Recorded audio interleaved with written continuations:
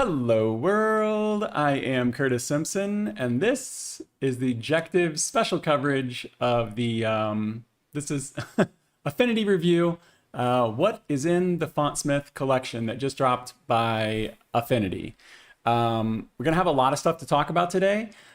I am going to show you the fonts first though, because I know some of you just want to see exactly what the fonts are. You don't care about the license, you don't care about how to activate it, you don't care about any of this stuff, you just want to see what they are. So we're going to scroll through them real quick. Let me check my outline real quick. We're going to scroll through them real quick. Then I'm going to show you how to activate them, how to like individually activate them or do them all at once in the Affinity app. Talk about what you can do with them, like where you can use them, what your actual legal abilities, like where can you use these, talk about what apps you can use them in. Spoiler, it's only Affinity. Talk a little bit about Fontsmith itself, and then we're going to dive into every one of these typefaces. There are 55 different ones, so even if we spent a minute on each one, that's going to be like an hour. So I expect this to be a long stream, but I'm going to try to keep pushing through, and then if we get to the end and people want to stop and go back to something else, we can do that. But feel free to chat, feel free to talk.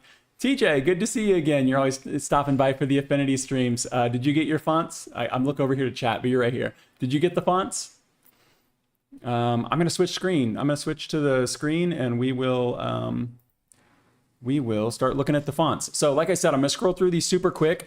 You can see the little layout that I've got going on here. It is, let me get rid of the ruler.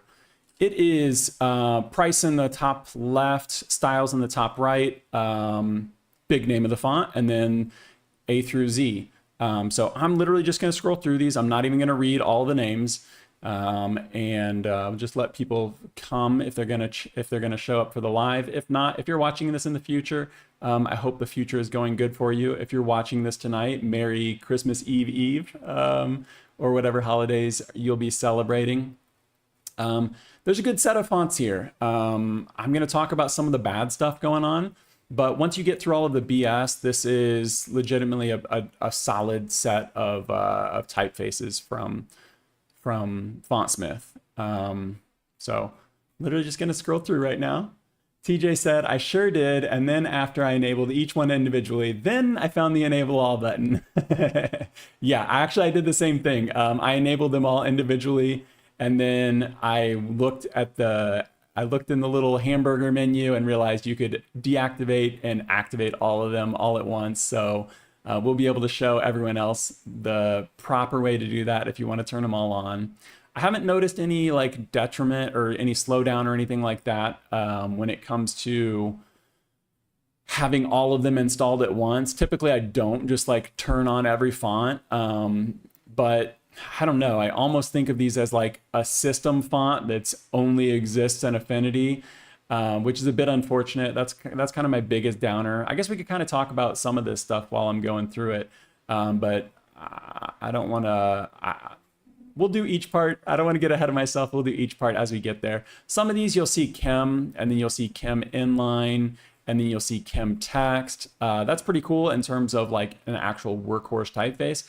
And that's one thing that they didn't include in the original list of like all of the fonts that are gonna be in here. It said like 51 fonts and then plus more. Like they give you a preview of 51. That's mainly what the plus more is. It's like display versions of it, negative versions of it, icon packs. TJ says, also, did you see the cool motion design video they did previewing the Fontsmith Collection on Affinity's Instagram? Not sure if they've uploaded the clip on YouTube yet. Yeah, I did see that. Yeah, I agree. The Kim family looks pretty nice. This Millbank one's pretty nice too. I'll get back to the video you're talking about. Because it comes with Millbank negative and then it also comes with the icons. Yeah, I did see the video that they had on there. I actually left a comment on my personal account, from my personal account that had quite a few likes on it about how weird it is that they make that you have to like dig into like this hidden menu to activate these, and then prior to understanding that you could just do them all at once, I thought you had to activate them individually. And it's just like, of course they took 2 months to like find some difficult way to make this happen. Yeah, there's some good ones, and there's some there's some display fonts too, but like I said, with like once you get over the BS of like activating these and some of the EULA and stuff like that, I do think this is a really solid set of typefaces from, you know, a respectable type foundry. Now, you know, they've been absorbed by Monotype, like many of these legacy type foundries. They were absorbed by Monotype in 2000. So when we get to the EULA, you're not going to see Fontsmith. You're going to see, well, I mean, you'll see the Fontsmith Collection, but your EULA is actually between Canva and Monotype. So I'll talk about I was going to talk about this later, but as we're scrolling through, I'll just say, like, you never know what these big corporations are going to do. We recently saw Monotype pull some pretty weird stuff with some typefaces in Japan with like a thing that they had going on there for video game developers and stuff like that, where they could use the fonts in game, raise the price like, I don't know, 5,000% or something crazy like that. So I do think that since these are only exist in the app and they're essentially like a plugin, I think that there's a non-zero possibility that they could just completely take these away from us. We're getting in some of the weird ones here. So Angelo is the first that is marked with SC rather than FS, right? Fontsmith, yeah, FS. So I'm not sure what SC is, but some of these I found, some of these I didn't. So the ones that say IDK, like I couldn't find a price on them. I'm estimating them to be $16 because all these other these SC prefix typefaces are $16. But when you go on MyFonts, like if I look up Herman, so I found Herman at $16 on MyFonts. If I go to Herman, I think that 9 styles is wrong. I think there's only one style in this one. It says that it's made by Monotype. So I'm not sure what's going on here. Highlandia, same thing. It says that it's made by Monotype. And we're almost through this quick scroll.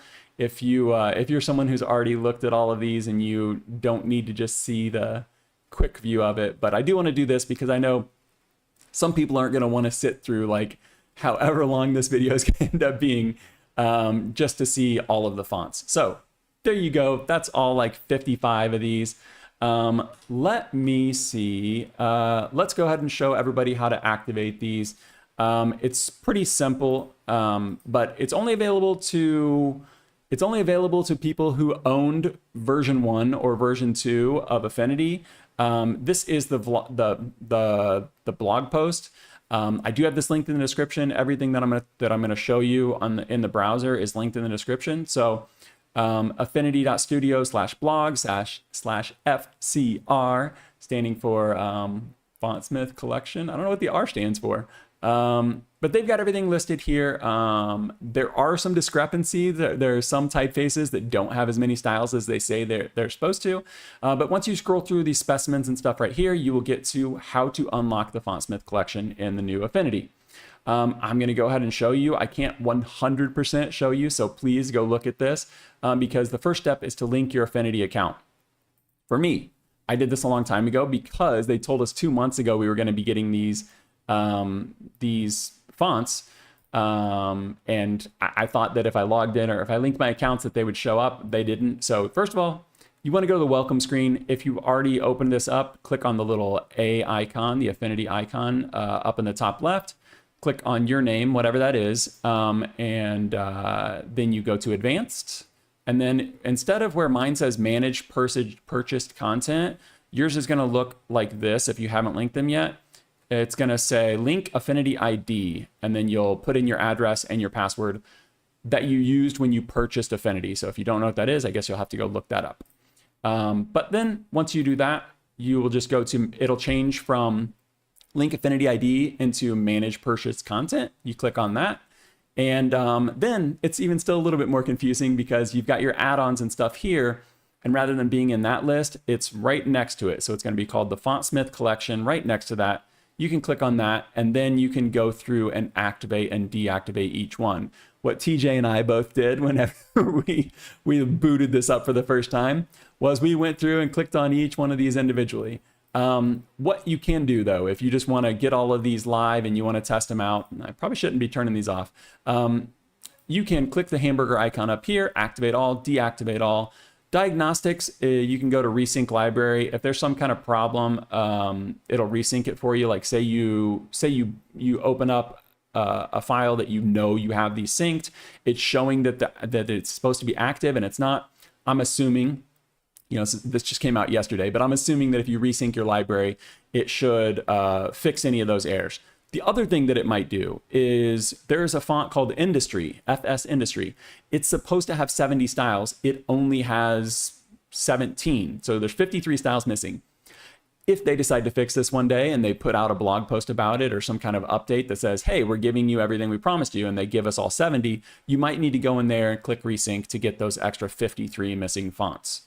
So there you go. If you want to unlink your Affinity ID, you can do that there as well.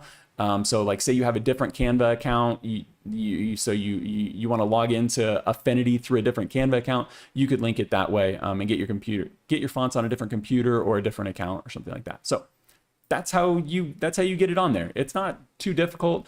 I think some people may have had problems with getting their account synced, but once your account's synced, the fonts should just be in there. And I haven't heard of it. Too many issues going on with that. Let me see. I did do some research, firsthand experience. I unplugged my Ethernet cable, made sure Wi-Fi was not on, shut down my computer, booted it back up.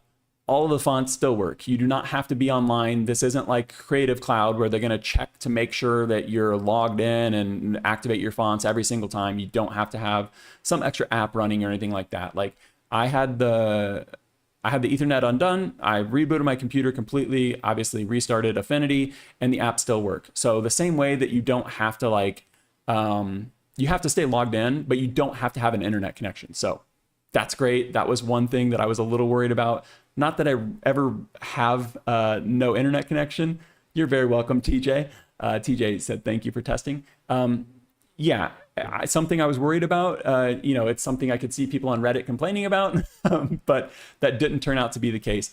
And it looks like whenever I resynced my fonts, it changed some of the things that I had going on here. So let me close this and I'm going to try to reopen it and we'll see if it works the way it was supposed to.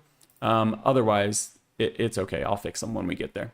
So I did test that. The other thing that I wanted to note is that you can't use this in any other application. These activate in Affinity and you can use them in Affinity and that's it. So you can only use them in Affinity because there's no way to get like the font files. I'm sure someone will figure out like where they're stored on your computer, but if you go get them and store them and stuff like that, you're technically breaking the licensing agreement, the EULA. So I don't know. I would be careful doing something like that. I can't say that I can't say that you should do something like that because you would be breaking the terms of service and then they could just take them away from you. Let me pull up the EULA real quick. I already have it up. Here it is right here. This is linked in the description as well. This is the Fontsmith Collection End User License Agreement. It's really short, but the things that I wanted to point out are just what we're allowed to do with this. This says it was last updated on the 1st. You may use these fonts to create works that are exported, transmitted publicly, uploaded, or distributed. You can use them for EPUBs. You can use them for EPUBs that are on websites. You can also, do any commercial. It says for commercial purposes. So you can do commercial stuff that you can make in Affinity. So you can make a logo with this. You can use it for like most normal things, branding projects. There's probably the same rules that other typefaces have, where other font license have, where like you can't just you can't print like house numbers or something like that with the fonts that they give you. That's usually against the rules. So if you have any questions, go go read the really detailed license, but these are the basic things you can do.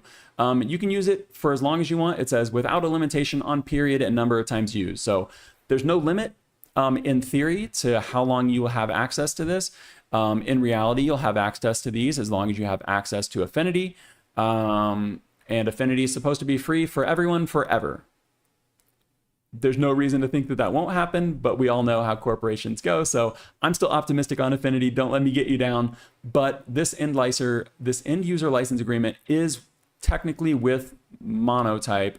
and Canva. So it's a partnership between Monotype and Canva. Monotype owns Fontsmith as of 2020. So the things you cannot do, sublicense the font. So you can't use these. So you could make a logo with it, but what you can't do is brand someone's company and then be like, hey, I have the fonts, you can use these, or like license them out to a client or something like that. Like you can't. They would have to go buy them on MyFonts, which is the one place that you can buy these that I found. You can't duplicate, modify, rename them for reselling. Obviously, you can't distribute them. So there were some people before this came out, they were like, hey, whenever they come out, can someone drop a link so that I can have it? And it's like, I think that's why they put this stuff into Affinity the way they did, so that people didn't have the ability to share it, which I get it. I do get it. But it does suck because it would be nice just to have the fonts and not have to do this weird thing. For me, I use FontBase for everything. I have like 30,000 fonts on here. I use FontBase to sync all my fonts. I would just like to be able to have this new set of fonts in here. This is how I activate and deactivate my fonts. And now suddenly I have this weird hidden menu inside of Affinity unless I just leave them all turned on, which, like I said, so far isn't a big deal. Lastly, you cannot use these on websites. It says excluding EPUBs. So you can use them. You can use them in an EPUB that you put onto a website. Like you can embed them, that's fine. But you can't actually use it as like your web font. Lastly, you can't use it on interfaces, applications, or games. Let's get back to the fonts. Yeah, so like I said, pay attention to EULA, but it's pretty good. I mean, it doesn't seem too crazy. My biggest concern would just be like, since these are just a plugin, like let me show you again, since these are just a plugin in here, advanced, managed purchase, they could in theory just take these away one day. You don't have a backup of them. You don't have these font files. You don't have anything. I noticed in one of the documents, they actually even called these .af fonts. So I think these are actually, I mean, I'm sure they're TTFs or OTFs or whatever, but I think that they're like wrapping them in some kind of other like Affinity font file. That's what it seems like anyway. So maybe more fonts will come in this way, and that's one of the ways they're going to make money. Last thing, I don't have it open, but I'm going to open it right now. How much are all these fonts worth? It's a lot. Let me see if I can get this open for you. That's not what I want. Does it show you the recent? There it is. I didn't have this in dark mode earlier. I had this in light mode, but you can see I had those stickers marked on all of these. So I'm not going to spend a bunch of time because you'll be able to see the prices as we go through it. But I just wanted to show you the spreadsheet. There are a few of them here. So like I've got two different ones, Aldrin and Aldrin icons. Pretty cool font, inspired by Buzz Aldrin. And I've got like the icons are technically, they're part of the Aldrin family if you were to go out and purchase this on MyFonts. Industrie, I price this as if we only had the fonts that we have because that's what we have. It's missing 57 styles. If you were to get the variable, it would give you everything. That would be about $630. So that price is only off by about $30 either way. But if they pretended like they were going to individually price these, they're like $80 each. That would be $5,600. No one would do that. No one would go buy 70 fonts instead of buying one variable font or two variable fonts if this has italic separate. No one would go buy the variable fonts. No one would go buy the individual fonts rather than the variable fonts ever if it was $5,600 versus $630. That's just crazy. So I have some little things like that where the prices, you know, they could market this in a way to say that it's almost like $20,000 worth of fonts. But in the end, if you add this all up, it's about $12,000 worth of fonts, which is crazy that we're just being like given this. It is for early supporters. It is, you know, these aren't brand new fonts. There's no variable fonts in here or anything like that. And then a lot of them, you know, are, as we saw in the very beginning, Hornet fell. As we saw in the very beginning, a lot of them are display fonts, but I think this is a good collection. So I'm going to go ahead and go through all of these in a little more in depth. But I think $12,000 worth of fonts, a little bit of BS, but a really solid collection. I think this would be a great collection for anyone who's just starting out. Like if you don't have a big font collection like I do, or like some people, I'm sure there's some old timers that have like 100,000 fonts, you know, but like I got lucky. I bought Fontfolio when I was in college, and they don't offer it anymore, or maybe I got it right after college. But that had a ton of like really standard fonts in it, and that kind of started my collection other than just the system fonts. This could be a really good way to get started. So Albert Pro, typically when you see fonts that have Pro in the name, you're going to get a ton of glyphs with it. So I'm just going to go ahead and destroy these as we go through. This one has 9 styles. So let me go ahead and show you. It goes from thin all the way up to extra bold. That's pretty nice. It's got a matching italics. This also has Albert Pro Narrow. So these two here are going to be pretty much the same. These are priced individually. So Albert Pro would cost you $800. Albert Pro Narrow would cost you $367 if you were to go purchase these on MyFonts. Pro fonts typically cost more because they do have more characters. Since I don't have the actual font files, I can't drop these into an app like Wacom Fondue and check and see how nice, you know, the files are, how many glyphs we're actually getting and stuff like that. But with a font like this, you're going to be able to see a ton of typography features. It's going to have small caps. It's going to have, you know, all of the nice ligatures and stuff like that. Let's see what else we got. They got the FJ, FJJ, or FFJ. Yeah, so it's going to have all that. It's going to have all of the things that you would need in like a workhorse. Like I said, it has small caps. You can turn those on right here. Typography. It's got old style numbers, so you could turn those on and off. This first font is a Pro one, so it's got a few more features. So we'll get moving faster through some of the other ones. You can see small caps. Oh, that was all caps. Small caps on there. So if you had these small caps, but then you'd had one that wasn't, let me go ahead and put an R on, a lowercase r on here. If you don't know what small caps do, this is what they do. They make your lowercase letters into small capitals that are pretty similar to like what your X height would be.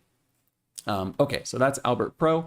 Albert Pro Narrow. Exact same thing, just narrow. That's always nice to have. So that's a nice 1-2 combo right there. There's sometimes that you need narrow typefaces. For me, like I started using narrow typefaces for my thumbnails because I need the headlines to like smash in there. Like I need as much as possible on there. I'm working on some lower thirds for the news. You know, like the news has the chyron at the bottom there. You want to fit as much in there as you can. Narrow fonts are really good for that. Aldrin. This is the one that I said was based on Buzz Aldrin. It's pretty fun. It's got the rounded terminals on there. You know, I'm sure you've seen fonts similar to this. You know, you could probably replace like your Arial rounded, Helvetica rounded, something like that, VAG rounded. Let's see if this has a nice thick one. So it has 13 styles included with this, and that's including the icons. So from thin all the way up to real heavy. So yeah, you could definitely replace your VAG rounded. If you wanted something a little less geometric, this is still pretty geometric. But the icons, I think, are what's really cool. There's way more than that. Here we go. The reason I am, you know, what made me realize that these were based on Buzz Aldrin after, I did go and confirm it afterwards, is all of the space icons. There are a ton of space icons. You got a couple of little moon footprints there, the little tethered guy there. We got some space shuttles and stuff. It's pretty cool. I don't know when you would ever actually use these things, but it's pretty fun. And then it has a bunch of icons that you would actually use, you know, like the weather and shopping carts, and these would be like for justification and centered. So this Aldrin typeface, if you had more of a playful brand, let me go back up. If you had more of a playful brand that could get away with these rounded terminals, well, actually I take it back because you can't use this on a website. You can't use this on an app. So I don't know what the hell you would do with this. Yeah, so cool that they have the icons, but you're not going to be able to use any of them. You can't use this plus and minus unless somehow you could use them in the UI of an ebook, but I don't think you could because the UI for an ebook is actually going to be built into the software. So kind of a rip on this one, if we're being honest. A great icon set that you you know, other than using it as like clip art or something like that. What are you going to do with an icon set with a shopping cart when you can't use this on a website or an app? I don't know. I guess you could,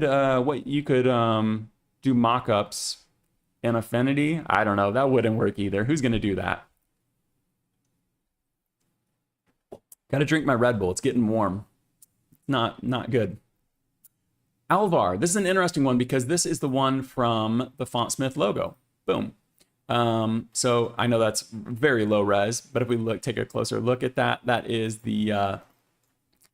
what they're using in the Fontsmith logo is Alvar. Not the Fontsmith Collection logo that they've been posting, but the actual Fontsmith logo. Kind of a funky one. Just three styles on this one.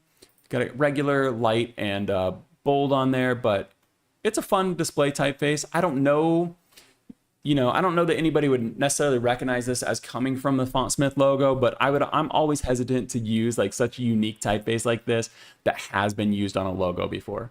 Benjamin, though, this could be a real workhorse for you. It's got flared serifs on there, you know, just slightly flared. And that could be a nice look for some people, I think. Would you call these flared ones incise or engraved? I don't know. But it has a nice old school look to it, for sure. Let's see how deep it is. 12 styles, $294 if you were to purchase this. But if you owned V1 or V2, you're getting this for free, which is pretty good for us. You know, if you bought one of the licenses, you basically, you know, you paid for it with just one of these fonts. Let me pull up the glyphs real quick. Looks like pretty good language support. Lots of glyphs over there. I know you probably can't see it too well. Got some nice ligatures in there. Let's type some of these out. FB. You don't see all of these too often. FFH. Sometimes you see that. FL. Nice. Got an FK in here too. Huh. Yeah. So they got some nice ligatures going on in whatever this font was. Benjamin. Oh, they've even got some for the uppercase. Shoot. Look. FFL. Oh, why is that there? Maybe that's a language thing. Yeah, really good language support on this one for sure.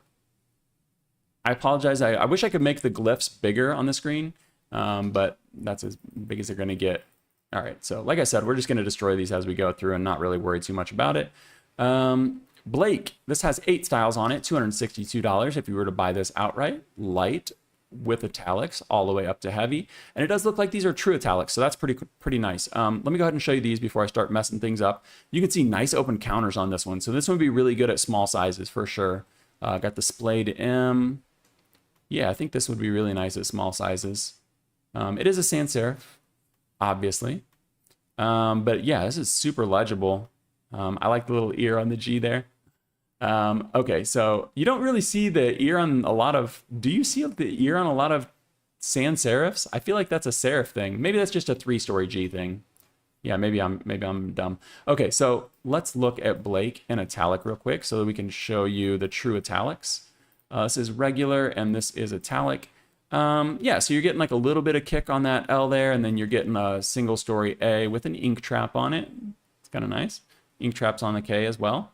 Let's go ahead and make this whole thing italic real quick. I'm interested to see what the rest of it looks like. Let's go heavy italic on this, and we'll go heavy on this one. Yeah, so you've got the F going underneath. 3-story G stays there. Maybe there's an alt for that.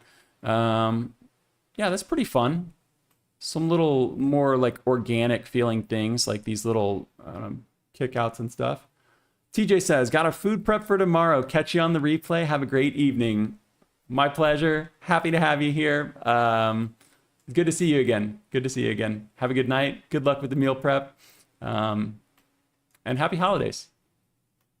Anybody who's watching this on the replay, please don't feel bad. Go do more important things. The replay will always be here. When I do my live streams for the typography news, only about 10% of the people watch it live. I really do these for so that people can watch them in the replays, and I try to add chapters as soon as possible. I can't promise that the chapters on this one are going to be super fast because we do have the holidays and stuff. Brabo, this is another really nice one, another nice serif typeface. This one's got 12 styles on it. Would be $315 if you were paying for this outright. A little more traditional on this one. You can see it's pretty humanist. It's got some old style serifs on there. It's got the little cupping and stuff going on. I like this one too. Like I said, this is a super solid set because you're getting a lot of variation, a lot of variety between the fonts. You're not just getting neo-grotesque, neo-grotesque, neo-grotesque. You know, you're getting a real, like, this is a nice text font right here. You can see the old style numbers on here. Let's see if they've got lining numbers as well. They do. Lining numbers, very nice. Old style numbers. Let's go ahead and hit this on default. They've got proportional and tabular. So you probably wouldn't want to do tabular old style. That's kind of weird. But tabular lining is excellent for spreadsheets, UIs, anything where you need numbers to line up in a good way. Proportional, better for typesetting, you know, better for text and stuff like that. Some people like old style better for text. Sometimes they throw me off. It just depends on the situation. But definitely tabular for tabular lining, please. Tabular lining for spreadsheets and stuff like that, and then proportional for text. So let's see. Yeah, this one has a ton of features on it. But like I said, if we spend a minute on every one of these, we're going to be here for an hour. I'm sure that I'm already burning through more than a minute on each one of these. 4 styles on Clerkenwell here, $210 if you were to purchase this from MyFonts. This one is really nice. Guys, you're going to see my genuine reactions here. I did build all of this, but like the fonts came out, you know, 36 hours ago. I haven't had a ton of time to dig into this. This is a kind of a nice, I don't know, would you call this a Clarendon? There's a really nice thick slab serifs on this. But it's got some bracketing and stuff in here too. So I don't know. Yeah, I guess this could be a Clarendon. I'm not sure. It's kind of one of those unclassifiable typefaces because you've got these rounded serifs, but you've also got the slab serifs, and then you've got some bracketing in here on the right, but no bracket on the left. Man, what is this one called? Clerkenwell. If you want, see, this is what I would typically do. If I was typically making this, let me move my face, we'll put it way up there in the corner. If I was making this for typography news and if I was doing like 5 fonts instead of 55 fonts, I would have backstories and stuff for every single one of these. So if you do like that type of content, subscribe for typography news. That's my main, that's my main jam. But I love to know all the backstories and stuff on this. And I would, look at that Q. I would love to dig into this and go look on MyFonts and see the backstories. That was the point of all of this. If you're interested and want to know the history of these, MyFonts does have brief but very good descriptions. I think they probably just pulled them all from the old Fontsmith website. It redirects to MyFonts now. There is no Fontsmith website. The Instagram has been dormant for years. From my research, Fontsmith kind of still exists within the Monotype studio, but you're not seeing them push out the old fonts like they used to. I mean, they made the Duolingo logo. They did typography for Colgate. Let me see. I have a list somewhere. They did typography for, nope, I guess it's gone. I don't know where I put that list. I'll try to remember some of them. BBC, Colgate, Duolingo, Jaguar, Renault, French brand, probably saying that wrong. Another car brand, Cadillac. So, a lot of heritage with this one, as I said in the beginning. Conrad, this is another one that I would like to know the purpose for this font. Like, what is the story behind this? Because I cannot, it's so light. This is the headline and this is the regular. Regular's like a little bit, it's funny to have a regular, right? Regular's a little bit thicker if we really zoom in on this. But I can't imagine you're like actually going to set anything in this. Even the regular is super thin, super, illegible. But I could see this being really cool at like really, really large sizes. If you could do like a metal print, if you could do like a metallic print on something with this, man, that would look cool. It almost look like a circuit board or something. Yeah. So basically, like I said, I'm just going to geek out over these fonts for like the next hour or so. If you guys have anything you want to talk about, please leave comments and stuff like that. But if you're just enjoying hanging out, watching, I appreciate you. I have never seen a font like this. And, at the first glance, it kind of reminded me of something like, I don't know, OCRA or something like that in the mechanical way that it is. But Look at this T. It looks like a mermaid tail. Like this is just, I don't know. There's so many curves inward, and then you've got these really dark points where all the lines converge. I could see some really cool stuff being done with this. The problem is it's just so light. This is the headline. This is the regular. I don't think that this has too many glyphs in it. Let me check real quick. Yeah, it's even got a bunch of, you can see all of those missing glyphs they've got over here. It does have some language support though, so it's got some accents and stuff like that. So you might be able to get away with some headlines with this one, but Conrad, kind of cool. I'd really like to see, maybe I should check fonts in use and see if there's some good use cases of it.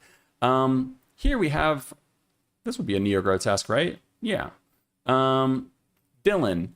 Dillon would cost $210 if you were to buy it. 6 styles. Let's go ahead and check the weights. We got regular, so we're going to have 3 weights, regular, medium, and bold, and then we have italics for each one. So, you know, the italics, not true italics, they're slanted, but that's to be expected with a lot of sans serifs. I mean, slanted generally works better. Ooh, look at the B. The B is completely different from the D because it has no, what do you call that? No like tail on it. Like the stem stops early. That's definitely a defining feature of this. I mean, the G and the G has the short descender on it. Seen that before. Typically, if you have the B like this, the D matches that. Let's check the P. P doesn't have it. Oh, but the Q does. Interesting. Huh. I wonder what the thought process was there. I would love to be able to ask. And then the Y is going to match the G. That's pretty cool. Dillon. Huh. I like that. Emeric. Emeric looks like it's a little bit more calligraphic. You can see you've kind of got like a little more contrast, but it's pretty broad. I could see this being nice too. 22 styles. Ooh, this might be a nice workhorse. Let's see. Glyphs. Are we? Oh yeah, this is pretty deep in glyphs. Lots and lots of language support for sure. Some solid ligatures. Let's go ahead and type some of these out. They got the FFL, FFT. This hooked F at the top there looks very similar to the last time that we were looking at ligatures. Ooh, the FJ is pretty nice. Let's type the J by itself. Huh. Yeah, you also don't see that hooked F. This F right here. You know, we were looking at, oh no, that was the last one. This is Emeric. Yeah, so I guess you could see that hook. You don't see a lot of hooked Fs on sans serifs, but this one is a little bit more calligraphic. Like I said, you can see the stroke gets thinner at the ends. It's pretty interesting. Huh. I like that Q. Perfect little magnifying glass. Yeah, that one's nice. So that is Emeric, 22 styles. Oh, we got to check the styles. Let me undo all of this. We got to check the styles on this one. This is regular right here. Let's go ahead and go through these. Book. Oh yeah, this is a total workhorse. If you see a font that has book in it, that's basically your text font. Like, you know, that's the one to use for all your body copy. It's going to be a little, let me go ahead and pull these out. I'm assuming right now. But so the top one there is regular. The bottom one's going to be book. And you can see it's just got a little bit more spacing in it. Let's go ahead and pull this down. A little bit more spacing in it. Oops. Hold down shift while I do this. A little bit more spacing between the letters. And then typically it has a little less contrast. I'm not seeing that here. It actually looks a little bit lighter than the regular. But yeah, the spacing on it for sure. Right? Maybe it's just lighter. I don't know. I guess it's just a tiny bit lighter than regular. Yeah, typically you do see a little bit more spacing in there. My assumptions turned out to be wrong on that one, but I still like this one. Let me go ahead and go through the rest of the styles real quick, and then we'll move on. They have a core font. I'm not sure what the difference between core looks a little bit bigger, but they've got core, regular, and book. This might have been a typeface that was like purposely made for a brand or something like that, to where like they needed a font that was like the core font at whatever that would be used for. I'm not sure. But Emeric. I like that one. Industrie condensed.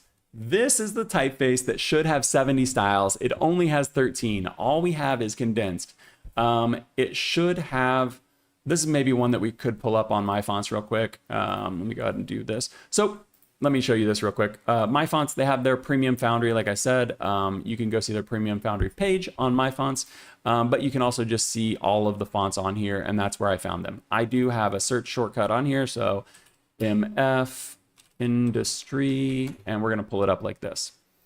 So Industrie, 70 styles. Let's see what we should have gotten on this one. So we should have been getting Industrie thin italic. Let me shrink this down. I want to see everything we should have gotten.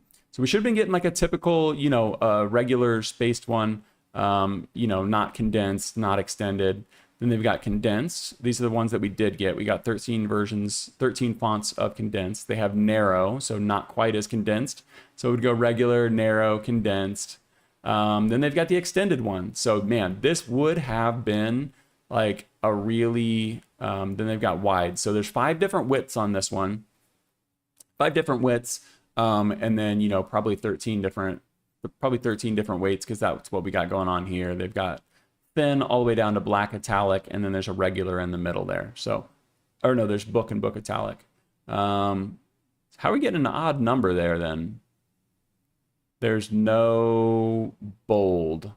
So not only did they like not give us narrow, regular, wide, or extended, they didn't give us bold on Industrie condensed. So there's another case of this that I noticed for sure. So you're going from medium italic, and then just bold italic, and then black. So we're missing like one specific font in this subfamily, Industrie condensed, and then we're also missing 4 entire families. This was supposed to have 70. It was the biggest font, or the biggest typeface included with this package. We didn't get it. So Ingrid is, how much would have, so Industrie condensed, yeah, the pricing on that one I did adjust. So it was $630, I think, for the variable. It would have got you everything. That was the one that was crazy. That would be like $5,600 if you were doing them all $80 a pop. Ingrid, it's pretty nice too. I like the that B right there. It kind of pushes below the baseline. It's kind of nice. Narrow, pretty narrow G on there. Pretty narrow kind of overall, huh? Interesting proportions here, because the M's really wide, but then you've got pretty narrow capitals other than the X and the W and the M. Like the lowercase too. Yeah, this is really nice. Ingrid, 6 styles, so probably 3 weights and then italics. Yep. Oh, look at that. Okay, so we've got a little bit. We just got an alternate G, but I would say this is slanted more so than it is italic. I mean, we can call it italic. That doesn't bother me. Irwin is the next one. Let me get a drink of water real quick and I'll get into it. Irwin and Jack. Did I label these wrong? Irwin, Jack? Nope. They look pretty similar though, don't they? Let me go ahead and pull Jack up here. We're going to pull Jack up and see how close he is to Irwin.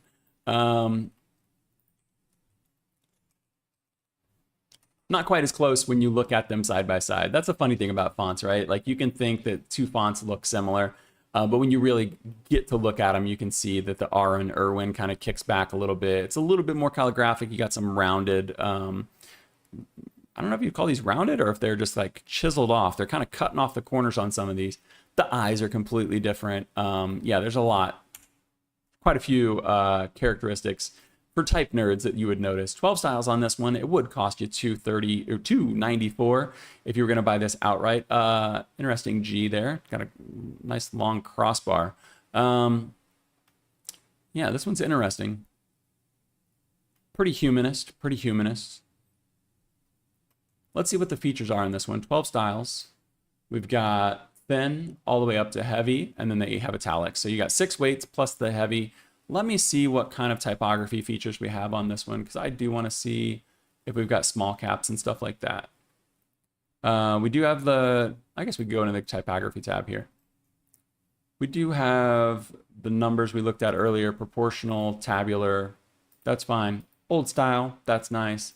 But I'm not seeing wait, let's see. Small caps? Ooh, are they real small caps? Yeah, I think they are. Nice. So Irwin's got some small caps there. I think that could be a pretty usable font. You know, it's 12 styles. 12 styles is more than enough for most situations. I think we've been spoiled by these giant font families. But you typically don't need more than 12 styles. You know, it's going to be 6 weights. That's going to be 6 italics. That'll get you by in most situations. This is Jack right here. Like I said, pretty similar in terms of being a sans serif, but they do definitely has some quirks. You can see this K arm on that's kind of bowing up a little bit. I like that. It's pretty narrow as well. Yeah, I like the G on this one too. G's are always pretty characterful, huh? Nice 3-story G. Let's see if they have an alt on this. No, there's not a 1-story G or 2-story G on that. All right, Jack 262, 12 styles. Joey Pro. Can you tell that these were made in the 2000s? Jack, Joey, Irwin. 262 as well, 10 styles. Interesting G on this one. Look at that. Huh.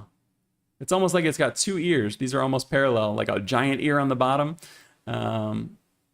Yeah, so we're not seeing any little feet. Do you call these feet? We're not seeing the stem go all the way to the baseline. I wish I could think of what this is called right now. Is it called a spur?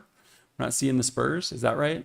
Yeah, we're not seeing those on the bottom of the B and D there for Joey Pro. So since this is a Pro font, typically when we see Pro, it's going to have a lot more features on it in terms of small caps, language support, things like that. Interesting here, the X matches the K in terms of the crossbar. That's nice to see, but could be confusing. That could be a legibility issue. I could see this at small sizes kind of turn into an H or a K for some people. But it's pretty fun. I like the bowing on that Y there too. So the lowercase K, was this one that had the bowing on the lowercase K? No, that was the last one. Going through so many fonts right now. Let's see what some of the features are on this. Ooh, a lot of features on this one. Looks like they've got an alternate. Let's go ahead and make this Joey and Pro. Joey and Chandler. Chandler. Let's see here. I wanted to see this alternate. I don't know. I kind of like the alternate better. Alternate ampersand on that one. It has a lot of typography features if you can see them over here on the right or on the left. Trying to see if they have a /0. It's nice to see. Let's see if they have small caps on this one. Ooh. Okay, that was Joey Pro. Kim, this is the one that has 3 different styles on it that weren't listed on that preview list that they put out like 2 months ago. Gonna drink my warm Red Bull right now. Oh shoot, ABC, nice to see you again. I might have missed this because I joined a few minutes ago, but are these typefaces accessible outside of Affinity? Unfortunately, no. You activate them inside of Affinity. I'll go ahead and show you real quick. You activate them inside of Affinity and they can't be used anywhere else. You actually have to go into this like hidden menu inside the welcome screen. I showed this if you want to rewind, but I can show you right now. But like if you want to rewind and see the whole thing, I did a quick preview of the fonts and then I talked about stuff like this, how to activate it. Yeah, you can't. You can use them commercially, so that's nice, but you can't use them outside of the Affinity app. It basically works like a plugin. You have to go turn them on inside of that welcome screen hidden menu, and then you can't use them on websites or apps or games or anything like that. Like you can use them inside of Affinity. So yeah. And then if you want to purchase them, if you want to purchase the real fonts for something else, you're looking at the price tag that's on there. So hopefully I wasn't too far behind on that. I guess it was like 5 minutes. I apologize. I'm gonna start looking over between fonts and I'll catch you guys. I'll catch you guys more often. Kim, but yeah, Kim was one of them that did have extra styles. So I think this is a pretty solid typeface. Let's see if there's a book weight on this one. 10 styles. If there's a book weight, I think you could get away with more. Just regular. I don't know. Yeah. Oh, wait, we have Kim text. Duh. So we have Kim text down here at the bottom. So that would be what you do with your text. 10 styles on that. These prices here actually are not like all inclusive. These are separated accordingly. So 262 for the Kim family, 105 for Kim inline, and then 262 for Kim text. So Kim would be your display, your headlines, things like that. It's pretty cool, pretty characterful. It's got a lot of calligraphic, flair to it. These big, these big, like, not Egyptian, wedge serifs on there. They're really big, almost to where they just look like flared terminals. Ew, it got so hot. It tastes so saccharine now. Okay. I think we'll get by without that rest of that Red Bull. I'm just going to drink water instead. But yeah, Kim looks pretty nice. I think if we combine that with the Kim text, let's see what we can do with Kim text here.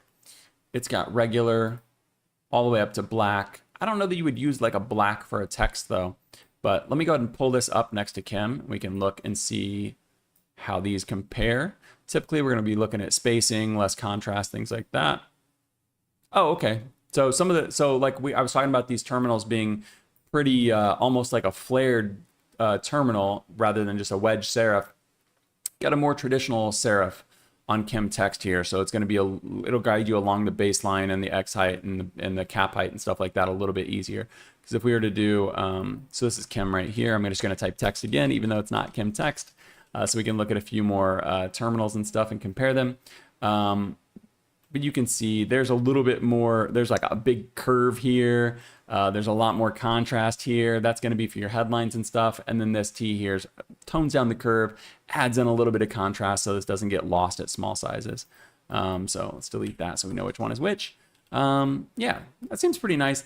The inline, I don't know how often people are using an inline, but it is one of those nice to have things. And since this is entirely free for us, ooh, the inline black though, as I say that, it kind of falls apart for me on that L because it feels like two different letters.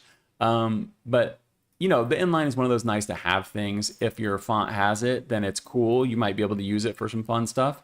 But it's not something I would ever go out of my way to look for. Kitty. This is our first like real, really display typeface. So Kitty, you can see there, this almost just looks like a blob of letters. We've seen typefaces like this before where it's just like a big fat letter with tiny little hairlines in there to kind of separate them and stuff. It can be really fun and playful and unique in the right situations.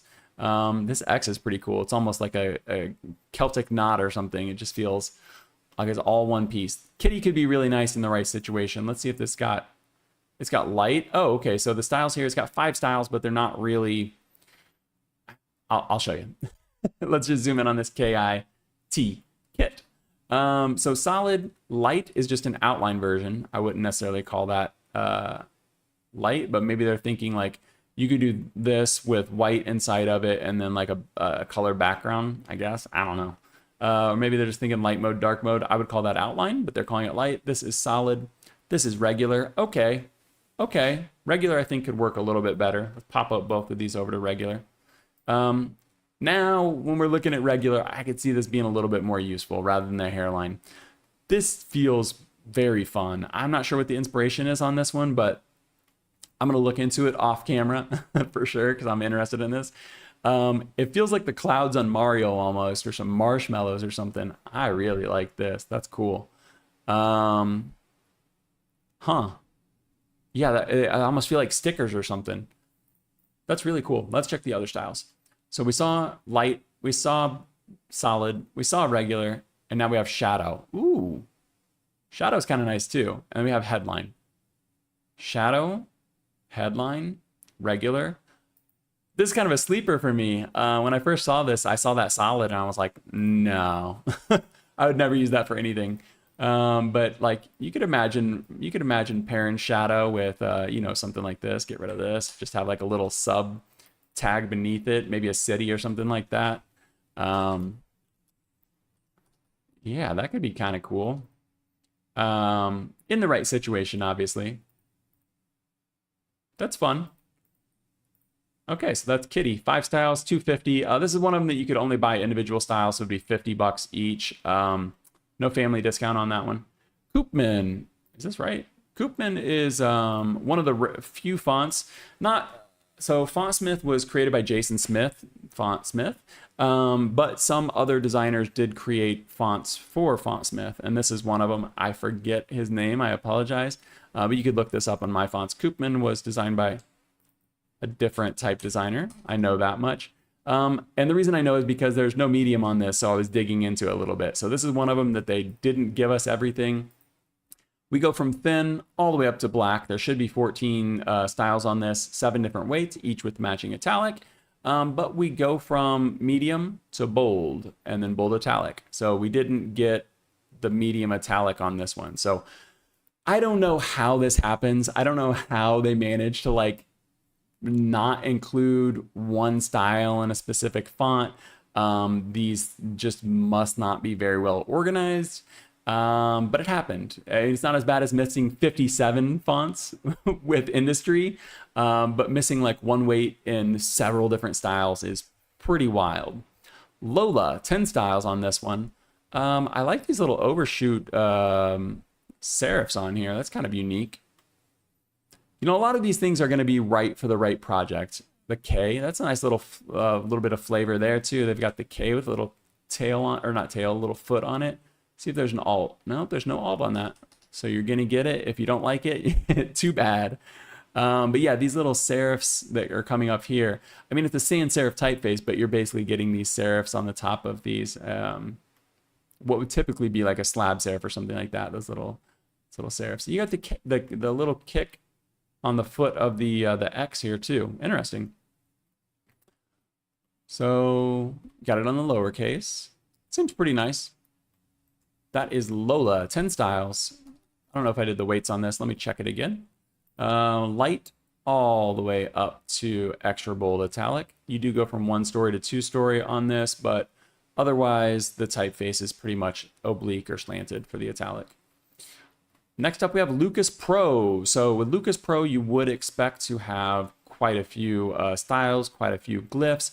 18 styles on this, 315 if you were to buy this outright. Let's look at some of the typography features here. You can see this is, I don't know, it kind of like has like a Futura Gil Sans vibe to it, because it almost is like more of a Gil Sans because we have like this weird mix of geometric and not. You've got the Frutiger K on there, the M. This is like more of like a Futura M. That's kind of that apex. Is it an apex even if it's on the bottom? That dip down on the bottom of the M there is going below the baseline. I could see this being a nice workhorse. Let's go ahead and check out some of the features here. So it does have ligatures, discretionary ligatures as well. Interesting. Let's check the glyphs. Quite a bit of language support as expected with a Pro font. I'm gonna go for it, guys. I'm gonna try this Red Bull again, even though I already know. These curly brackets are kind of nice. So I'm assuming that they have these here because I don't know why I'm doing that.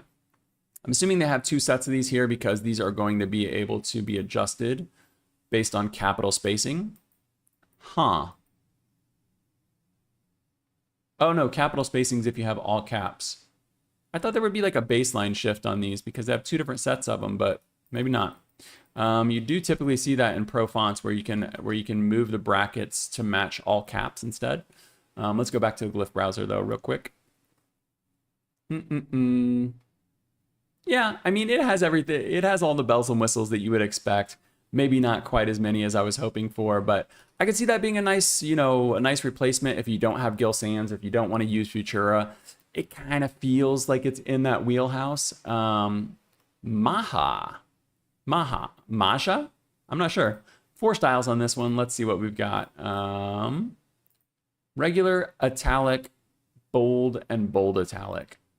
Probably all you need with a typeface like this. It's pretty characterful. I don't think you're going to be using this for a lot of stuff, but if you were using this for headlines, that bold is pretty nice. I like that bold a lot. It's almost like a, I apologize, that is my alarm. It's almost like Cooper Black serifs on there, that squished serif vibe. Yeah, that could be a fun alternative to Cooper Black for sure.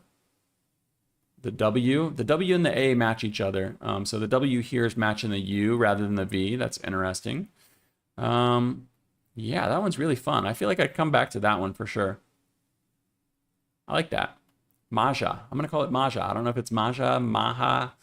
Millbank. Millbank is a definitive workhorse in this collection. For me, this is kind of a standout. And I say that because if we were buying this, it would only be $315, which I say only, but it has 17 styles and it has negatives. So if we pull this up here, I actually messed this up in my recent typography news. We were talking about the Volvo font that just got released by Dalton Mogg. And I was talking about the dark mode version of it that they had created, and I set it the opposite way of how I should have set it. Actually, I have a better idea on this. I said it in the way that you would do for print. So typically if you're doing print and you were printing black on white like this, you can just do what you normally do. But if you're printing white on black, so not screen, but actual printing in a book, you need to use a heavier weight because that black is all gonna crush the printed white text. But on screens, it's actually the opposite. Thank you, Frank, for pointing this out. Frank from Germany, hello. He's actually working on a really cool typeface right now that I won't spoil, don't worry. But Millbank negative here is a nice inclusion. So I'm gonna pull up 2 Millbanks here. And then I'm going to turn one of them into negative so you can see what's going on. Because when you have white on black on the screen, it actually takes up, it spreads out on the page. So the opposite of print. And so you can see here, what should we do? Let's make this the ejectives green. You can see here, it's going to be taking up about the same amount of space, but it's just a little bit lighter, so that white can expand, or the light, you know, if you're like me, this white is actually like a mint color. It's what I use for the thumbnails of typography news.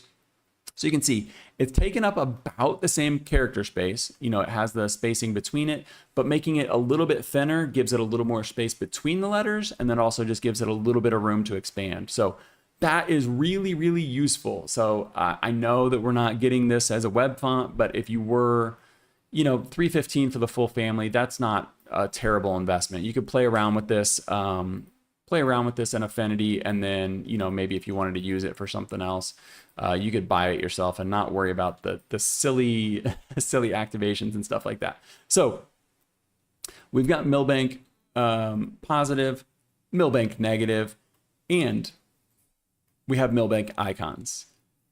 And these icons don't have any spacemen, but they do have pretty usable stuff. You could imagine using these in like actual print, like real world settings, and you can do that. As far as I'm aware, you can use these in commercial settings. Don't take my word as gospel. Please don't take that as legal advice. I'm not even a lawyer, but since you're allowed to use these for print stuff, I think you should be able to use these. But yeah, you'd have to, I would confirm before I actually like put these inside of my building or something. But you could see Millbank could be like your brand font. It could work. You've got Millbank right here. That's going to give you everything in light mode, and it's going to give you everything you need for print.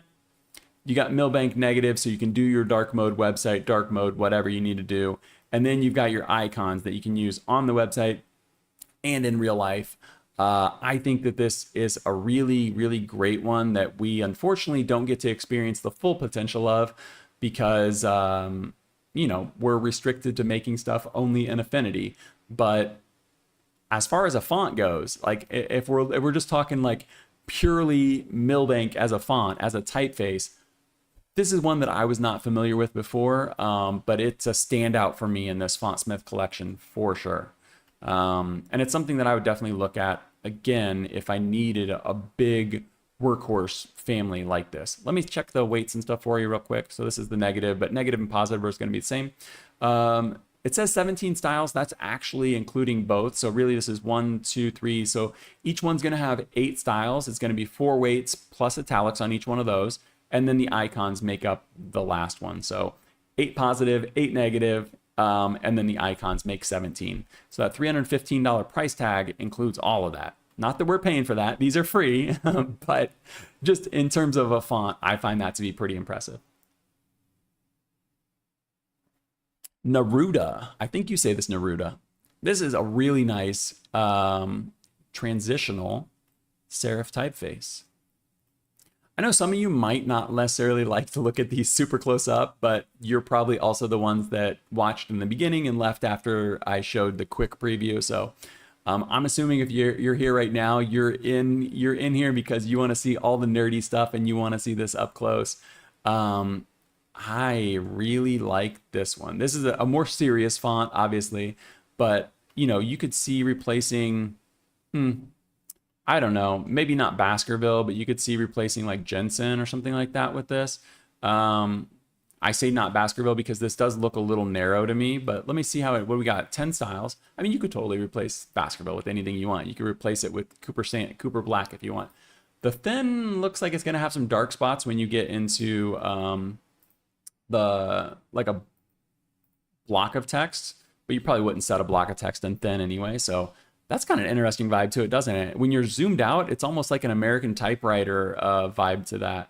The thin italic. Ooh, we've got real italics on this, guys. We got true italics. I'm gonna have to look at that a little bit closer here in a second. Yeah, so we're going from thin all the way down to black. The black is pretty nice too. The black's almost like a D-Done. Look at that. Okay, we got to pull out the three biggest ones. This is Neruda. This is a surprising one for me. I was not expecting this one to be anything other than just like a transitional, you know, regular book typeface. But we've actually got a ton of character in this. So there are two other weights on this one. Let me see what they are. There is thin, light, regular, bold, and black. But right now I've got thin. I apologize. Right now I have thin, regular, and black on here. And I feel like each one of these has kind of got its own voice, doesn't it? Because that thin's got a little bit of dark spots on it, but it's so thin with no contrast at all. It's like the lighter that these get, the less contrast they have, because you get to that heavy one and it's not quite a D-Done, but it's very high contrast compared to the others. And look at the E's too. Huh, the eyes of the E's. Yeah, all that contrast. Wow, Neruda. Very nice, very nice. That's one of my other favorites. I thought Millbank was going to be my standout. I think that in terms of pure utility, Millbank is the standout, but Neruda, look at that. Man, I like that a lot. Let's see what features this one is. I apologize. If you're not into this one, I apologize. We're done with this in like 30 seconds. It has a pretty solid glyph set here. Oh, we got to look at these ligatures. Let me do it in one and then we'll copy them to the others. CB. Oh, I got to turn them on, I guess. Discretionary ligatures. So it's got a lot of discretionary ligatures here. Let me zoom up so we can scroll up so we can see what they are. CB. Look at that. CH. All the C ones are going to be the same, so let's not do all of those. SK. SP. Oh. We got some F's, FFB. We've got, yeah, basically we got C's, S's, F's. Oh, and one of my favorites, the TH. If you can get I know some people have told me that the TH ligature throws them off when they're reading books, but whenever I see it, I smile. I like it. It doesn't bother me. But you know, I also like to enjoy the typography just as much as whatever I'm reading. So Neruda, excellent typeface. Ostro, this one's interesting too. I mean, this whole collection's good. I'll spare my words for the display fonts that are coming at the end, or I mean, I'll hold my words. This one's interesting because it's got these little, just like diagonal brackets on here. Typically you would see brackets that are, you know, curved, kind of like this E right here, like the arms and legs of the E. But these brackets here are just like tiny little diagonals. There's a lot of character in this collection, for sure. You're not just getting boring ass basic typefaces. To be honest, I wasn't like super aware of Fontsmith prior to this collection. It was a name that I had heard when I was in school. I was in school between like 2011 and 2014. I already had degrees, so I got done in 3 years. If Fontsmith was like a name that I knew, that I saw around, I could recognize the logo for sure, but I didn't really know like who Jason Smith was. I didn't know what Fontsmith was really. It was just kind of a name that I knew. that was just kind of in the ether. But when I look at these fonts, there is just a lot of good stuff going around. Ostro here, 8 styles, goes from regular up to bold. So regular, italic, medium, medium italic, semi-bold, semi-italic. I'll get to why I'm doing this so annoyingly in a second. Bold, bold italic, and then we get to display wide. So the display wide, display narrow, and display are essentially D-dones added to this one. The last one I said like kind of looked like D-dones. This one absolutely looks like D-dones. Because it is. I mean, it's display typefaces. So we're going to have these real ugly on here. But we could fix that real quick, right? Boom. Boom. Okay. There. Nice and neat. So the top one here is the regular. But then we've got Ostro, display wide, Ostro, display regular, and Ostro, display narrow. Look at that. Let's just get rid of these. That's pretty nice. I know these are out of order. There we go. Huh. I don't know that it's for me, but I do appreciate it. I appreciate that this is included in the Ostro font. So basically you've got, So you're going to have 5 styles? No, maybe I put the wrong number on there. 1, 2, 3, 4, 5, 6, 7, 8, 9, 10, 11. I apologize. There are 8 styles on this. Oh, but Ostro display. I broke these out. I'm dumb. Ostro is all within the same font, but when you go to purchase them, you actually have to purchase Ostro and Ostro display separately. So when you're in your menus, Ostro display is going to be in the Ostro menu in that drop down, because this Ostro display right here, I can go and change the size and I can put this to regular. But when you go to purchase this, if you were purchasing this on MyFonts, they break them out. You can't buy it all at once. You buy display for 126, and then you buy the regular Ostro with 8 styles for 262. Now we're getting into my first fonts that I'm just like not feeling at all.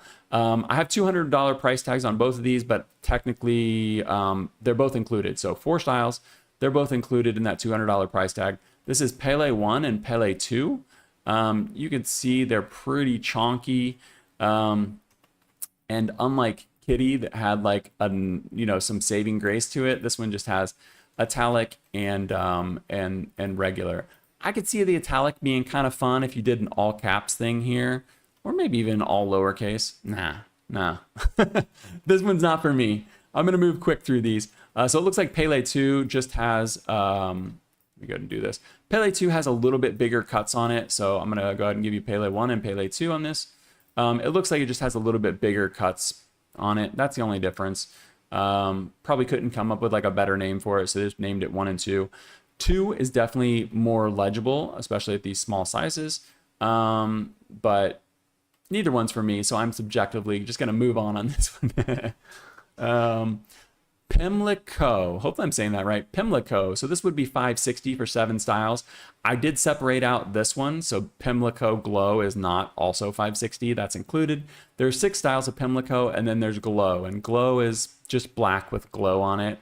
But this is a nice brush, a nice brush typeface. Very humanist sans. It's got nice soft edges on it. It's not too wild, too different from what we're used to with these types of fonts. I wonder if there's an alternate Q for this. Probably not, since it's not like a pro version. Wait. Swash. Let's see how many swashes there are. I wonder if all of these have swashes. Oh my goodness. The game just changed. The game just changed on this one. So we have Pimlico. I'm going to come back to the swashes, because I did not know these were on here. They also have discretionary ligatures. We're going to have to look through the glyphs on this one. The swashes changed Pimlico a lot for me. I am, what would you say, consistently and constantly surprised by this Fontsmith collection. I really do think this is a great collection. And I'm going to keep repeating myself because I do think the BS is BS. I think that the hidden menu that you have to go up here, dig into the welcome screen, go in here, go to your advanced setting, go to manage purchases, go to fonts collection, and then activate these. You can do the activate all or deactivate all, but like this whole process is dumb. It's just, that's dumb. But the fonts themselves, I have been thoroughly impressed with. I'm very happy with these. Frustrating you can't use them for web and stuff like that. You can't use them outside of Affinity, but I don't. No, actually, I do work outside of Affinity quite a bit. I'm in OBS right now. I use DaVinci, I use Moho, I use Blender. So yeah, that is a kind of a bummer. You would have to export these as curves or SVGs or something in order to go do that, and that's never fun. So yeah, for me, I couldn't really use these because I would need to be able to use it in DaVinci at least. Anyway, let's get back to Pimlico because this is an excellent typeface. I'm going to go ahead and show you the styles real quick. So there's regular, italic, bold, bold italic, black, and black italic. Black can turn into glow. So let me zoom in on this. I know I have that separate glow slide, but I just did that so I wouldn't forget. Glow is just black with these little details added to it, but I do think it's pretty nice. You know, I'm typically gonna go in and make these types of fonts myself. I'll take the black, I'll add the glow to it. But if you don't have to, man, that saves a lot of time. Let's see if this has all of the swashes and stuff. Oh my goodness, even the glow one has all the swashes. Okay, let's have some fun. Let's go down to the glow here, and man, even at small sizes, this glow looks really nice. So we have all kinds of swashes on this. Those are really, like every single letter, not just like some of them, every single letter has a swash, quote unquote, version of it. Some of them aren't technically swashes, I guess. If you come down to like this C here and you have, let's go ahead and put two C's. I don't know, maybe you would call this a swash. I typically think of swashes as being, you know, something like this R that comes around and these big swashes that go behind it. But this C here is just going below the baseline a little bit. And I don't know what kind of crazy swash you would do otherwise. I'm not complaining. But it's pretty cool that every single one of these letters has a swash version of the capitals. That makes this Pimlico font, ooh, look at that M. Wow. That makes this font so much more fun. Like I said, I'm consistently impressed by what is included in this collection. Even the Z. I would like to see the Z with a bigger swash on it. Are there other alts? No, there's not. But yeah, I'll settle for that. And then it does I apologize. It does have discretionary ligatures as well. I'm not going to subject you to all of that. But let me just check real quick. So it's got F, C, and S. So just a few of them, but pretty nice. Rome. What you see is what you get right here. My initial reaction to Rome was like, oh, an alternative for Trajan for people that don't have access to Trajan. No. You can see the glyph panel over here on the right. Capitals. All you get is capitals. So it's accurate. It's accurate to like what would have been on like a Roman column, A to Z, and then you get a few punctuation, but you don't even get a question mark. Wait. Let me check the pre-flight. I don't think that that's actually in the font. No, this is okay. They do have a dash. They do have quotes, but there's not an exclamation point. It's just a period. Maybe I'm missing the question mark somewhere. Maybe this is a real question mark. It looked kind of wide though. I don't think that's really it. Maybe it is. Anyway, you can see the characters that are over here. I don't see a question mark in that, but yeah, that's Rome. There's no point in spending time on this. You're not going to use that. If you have Trajan, you're not going to use Rome. Rufus. It's kind of interesting. Look at that ligature right there. Wow, it's got a lot of language support for sure. And it's got a lot of ligatures. Look at all these ligatures. What in the world? This has ligatures for everything. It's got GU. It's got an its. Oh my gosh, look at this. Its. It has a ligature for the full word its. Not its, but its. Wow. I've never seen an its ligature. Have you seen that before? That's Rufus. Look at all of these. GI. This is the kind of stuff that you would typically have to like letter for. it has FRU, and then you could do the IT separately. Oh my goodness. This is one you could play around with forever. This is the type of font that you could like use for a client, and they would think that you were a straight up genius because like you'd be able to do something that they had, you know, probably never really seen. But they even have capital letter ones. See that RL? All right, I'm gonna hide this, or I mean shrink this down a little bit. Wow, look at all those ligatures. Let's look at the actual font by itself. Interesting. It's interesting, like a little bit of contrast down here at the B. It's a pretty low contrast, but it has moments of a little bit of contrast when they're meeting on some of these meeting points. The M has a big ink trap in the middle of it. The N as well. Huh. I wonder what the story was with this one. Look, they even got the TU ligature on there. Let's go ahead and turn off the ligatures on this part. Wow. Yeah, this could be a really nice replacement for something like, I know it's not monospace, but like something like Courier or American Typewriter, one of those like slab-ish, slab typewriters type of fonts, you know what I mean? But all of these ligatures are crazy. Let me check the weights on this. So we have 6 styles.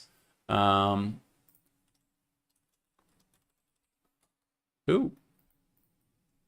Let me see. So that's got the standard ligatures, nothing in subscribe. Regular, so we've got light italic, regular, italic, and bold.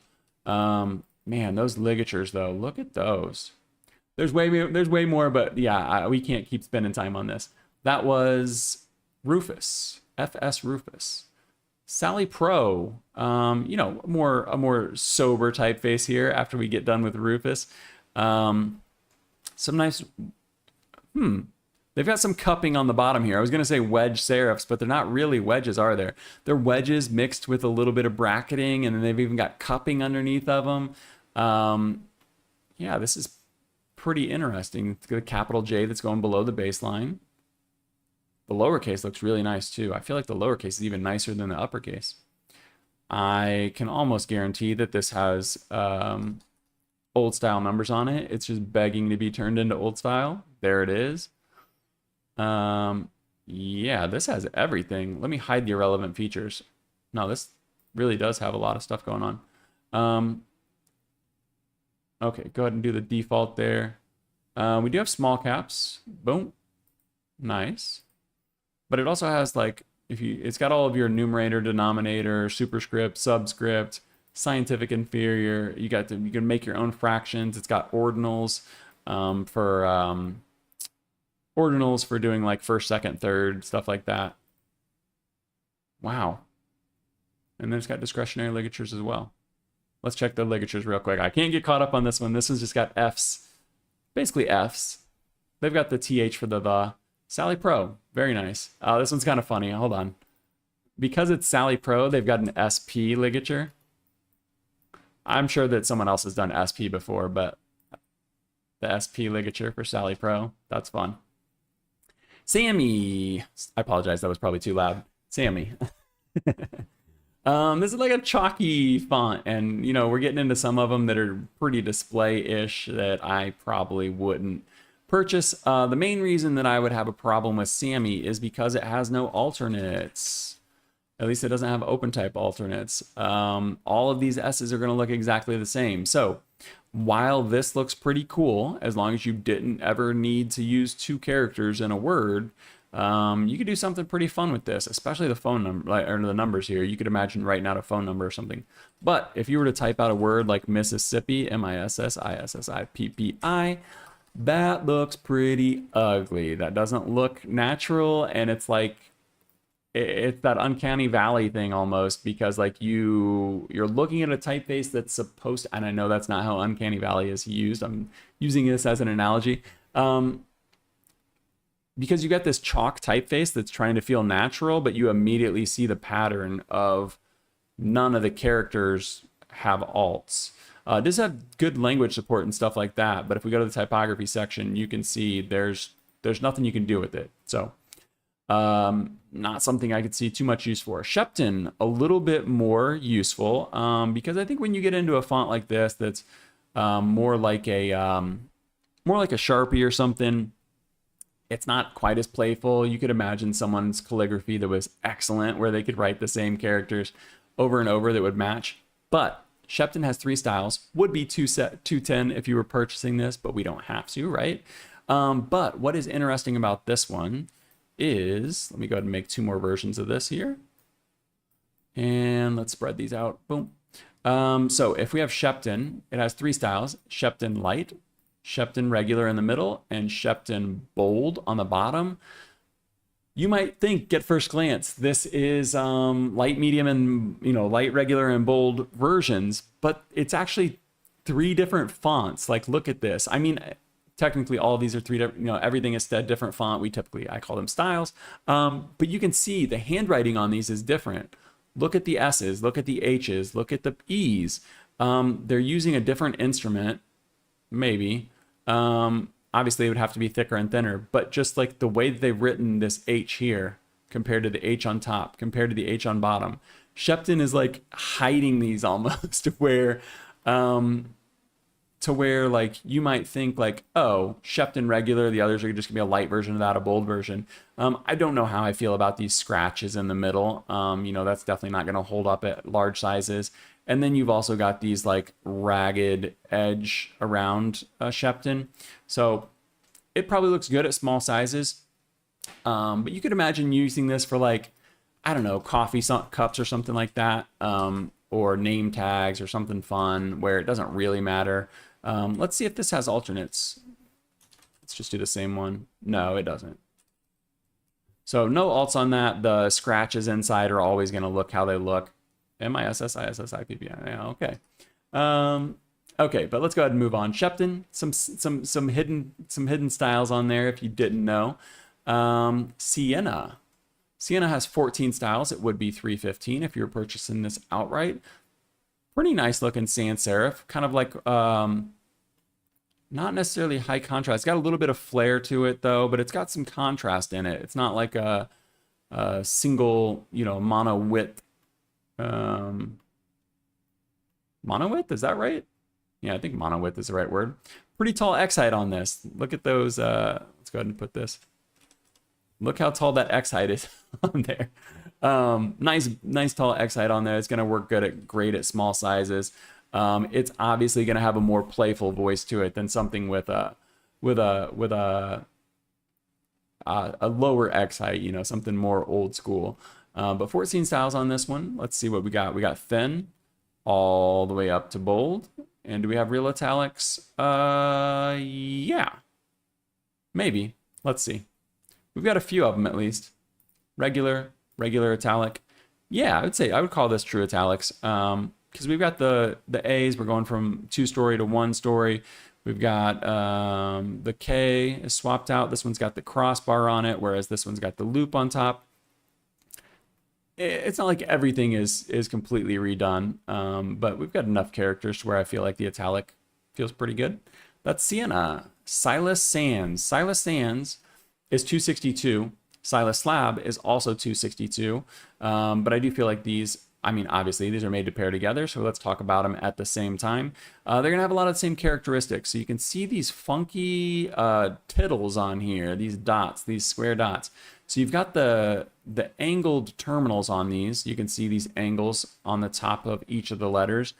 But then you've got these misshaped, let me go ahead and make a regular square on here for you. You've got these, oops, I apologize. I can't undo. There we go. Let me get out of this. V, oh my goodness. V, boom. Okay, U. Let's go to these dots again. If I was trying to put a regular square on here, you can see what it's doing. Oh, look at that. Okay, so this terminal, the terminal down here with this angle was throwing me off because it made it seem like the whole thing was sheared, or not sheared, but like one side was smaller than the other. But actually what they've done is they put that angled terminal on the dots of the I and the J. You can see right there, this is basically, if we lower the opacity here, the bottom of this is actually flat. It only appears not to be when you're comparing it to when you're comparing it to the stem. That's really interesting. I mean, fonts are all about, type design's all about optical illusions, right? That was a fun one though. Yeah, I think this could be a fun one. It's got some ink traps in your W, your V there, your Y. So this probably be pretty solid at small sizes. Silas Sands, 10 styles, going from thin. Ooh, that's real thin, huh? It's still got the big dot on the eye though. That's funny. Thin italic, all the way up to extra bold and extra bold italic. You are going from 1-story to 2-story on the A, but I think this is pretty much a slanted version. But then we have Silas Slab. So we don't have a Silas Serif in here. Let me triple check here. We don't have a Silas Serif, but we do have Silas Slab. So it's interesting to see these two together. Let me go ahead and see how well these would work if we paired them. If we were doing like body copy and headers. You might do it the opposite way. You might use the slab for your headers, I think. Let's go ahead and just reverse this. Yeah, you'd probably go slab for headers. Unless this is like really excellent. No, because when you're at the regular sizes. So yeah, you probably do something more like that. Silas Slab and like a heavyweight or a super lightweight, and then do your sans for the body copy. Both look nice though. Both could work. I don't think that slabs work too well for long strings of text. Sinclair, 8 styles on this one. This one's pretty funky. It's got some pretty geometric shapes to it. Yeah, it's got some hard bends, but it's almost like piping because they're all bracketed. They're all smooth. Interesting. Let me go ahead and check the styles on this one. We're going from light all the way up to bold italic. That one's definitely just a slanted version. Obviously, there's more to it than just slanted. I'm just saying that because I don't think the characters themselves are changing too much. No. That one's fun, in the right setting. These are, definitely were more popular during Y2K. But, there's always a use case for something somewhere. Look at these eyes. Look at the dots on this eye. It's got one sharp corner and the rest are rounded. I can't believe how little water I've drank during this so far. We've already been going for an hour and a half. But that's good because it means I'm not having to get up and pee. Sophie, this is kind of an interesting one too. It reminds me of that typeface we saw earlier that was used for the Fontsmith logo. I forget which one it was now. But in a different way, instead of doing those angles on the tops of the O and the C and stuff like that, they've got them on the bottom here. Pretty interesting. Lots of unique typefaces. When a font is this characterful, it makes it kind of hard to use. But Sophie here has got 6 styles on it. Light all the way up to bold, and then italic versions for each one of those. Sophie. Huh, yeah, look at that U. The X is kind of fun. It's almost like the double helix or something like that. There's some weird, it's almost, this font almost feels like it got beat up or something. It feels like like it was made out of aluminum and then it was dropped on the floor and it got all these dents in it. I'm sure someone could find something really fun to do with this. Off the top of my head, though, I'm not sure what that would be, but that doesn't mean it's a bad font by any means, especially when it's free. Split Sans has a pair that comes with split serif. So I think this is probably your best combo between the two. We saw the sans mixed with the slab a second ago, but I think split serif and split sans could work pretty well together. This got a pretty low X height on it, but I don't think that's a bad thing. Typically we're seeing real high X heights. It might be nice to do something a little bit different. It's got some interesting contrast on it too, huh? So split sans, pretty geometric, but also not. I don't know. Typically when you see a geometric sans serif, you don't have the 2-story A on there. Let's see if there's an alternate for this. There is. Okay, so this is what you would typically expect from like a geometric sans, and then the G probably has an alternate as well. Multiple alternates. Let me see. No. Okay, so just the 1 and 2 story. So you would typically expect a geometric sans serif to look more like this, where the A and the G have those, just the single story A, the 2-story G, but like still pretty geometric. This does have a little more contrast to it than like than a Futura or something like that. but it does have that Futura C that you could punch up right against something else. When I read the Futura book, I do have it right here. It's not the Futura book, it's the Paul Renner book. When I read this guy, I learned, can I get it on the camera? Let me just look at the camera and point it. Okay, anyway, when I read that the C was made like this because there are a lot of CK and CHs in German, and you want to be able to push those up against each other. Whereas if you have the C that isn't cut off real vertical like that, you obviously can't space them as well together. So, piece of history for you. Split serif though looks pretty nice.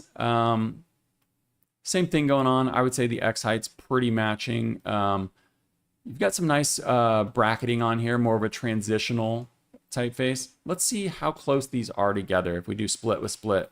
Let's pull this up here. Yeah, man, those match really well, don't they? Wow. Yeah, they have the same like core DNA, probably have a very, very, very similar spline to them. Or spine. Why did I say spline? I guess because I was looking at the S. Yeah, these look like an incredible pair. Yeah, that's my favorite pair so far. Split serif, split sans, 6 styles on each one of those. So they're not super deep, but you do get light all the way up to bold. Ooh, that bold serif looks nice. And then you've got italic for each one of these as well. So split serif, split sans. I mean, 12 styles between the two of them. That's pretty nice. Truman, we've got 6 styles on Truman here. 210 if you were to buy this outright. Pretty low contrast and also very open apertures if you look at the C there. Yeah, so this should be pretty legible at small sizes. Truman, 6 styles. Let me go ahead and check the styles here. We've got light all the way up to bold. Yeah, I mean, probably the regular is a little bit too heavy. I would probably take it down to light for if I was really going to put some body copy in this.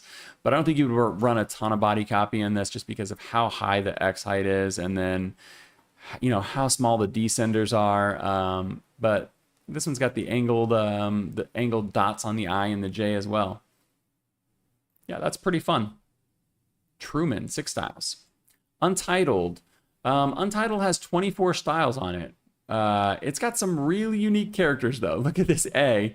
It's almost like a torpedo or a missile or something. Let's see if there's an alternate for that or if that's just the way it is. Nope, that's just the way it is. So if you don't like the A, you're not gonna like this typeface. You don't have any spurs. I'm gonna say spurs even though that might be wrong. You don't have the stem extending all the way to the baseline. You don't have any spurs on the B and the E here. So very geometric in a different way. You know, it's kind of that, it's very rectangular sans serif, but still got some curves to it, almost like a old school TV or yeah, like an old school TV set or like monitor or something like that. Pretty nice. Yeah, I mean, a lot of these are really nice. Untitled, 24 styles. Let's see what these 24 styles are because that's pretty crazy. It's going from light, which is 300, all the way up to bold, which is 750. And then we've got italics for each one of these. Boom, boom, boom, boom, boom. Oh, wait. It's going all the way down to thin. I apologize. 24 of them. It was hard to get them all on screen. We've got thin on top. We've got bold on the bottom. So those are your 2 weights right there. This would be beautiful if it was a variable. Unfortunately, it's not. We don't have a single variable font in this collection. But I'm not going to complain. They're free. Let's see how that A looks in the thin. Okay. Let's keep moving on here. We're almost done, guys. So if you're watching the replay of this, obviously you know how much time's left. But if you are watching the live stream, we're almost wrapping up here. We are getting into some real funky ones. And you'll see the IDK up there where the sticker tag typically goes. You see Untitled here was 336 for 24 styles. That would be solid if you needed this. Obviously, we have it for free, but I'm just thinking like in general. But then we get down to the IDK ones here, and I think my best estimate is that each one of these would be worth $16. When I did my spreadsheet here, I marked each of these at $16 because Herman, Highlandia, and Thanks are all $16 on MyFonts. But all of these other ones here with the stars on this column, they don't have, they're not for sale anywhere. You literally can't get these fonts. So if you want something super exclusive, we start out with Angelo. My initial reaction was, like, this is something you get on DaFonts, but it's doing something DaFont fonts typically don't do.